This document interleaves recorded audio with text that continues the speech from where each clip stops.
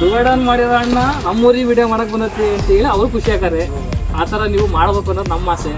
ಇದೇ ಒಂದು ಊರಿ ಅಂತಲ್ಲ, ಎಲ್ಲ ಸಣ್ಣ ಊರಿಗಳು ಇಲ್ಲಿ ಭಾಳ ಊರಿಗಳು ಅದಾವೆ. ಎಲ್ಲವನ್ನೂ ಮಾಡ್ಕೊಂತ ಹೋಗ್ರಿ.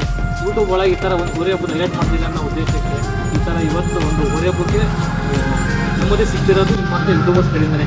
ನೀವು ಪಾಸಿಟಿವ್ ಕೊಡ್ತಿದ್ದೀರಿ, ಎಲ್ಲ ಊರಿ ಹಬ್ಬದ ಬಗ್ಗೆ ಪಾಸಿಟಿವ್ ಕೊಡ್ತಿರೋದ್ರಿಂದ ಊರಿ ಹಬ್ಬ ಈ ಥರ ಅನುಮತಿ ಸಿಗ್ತಿರೋದು.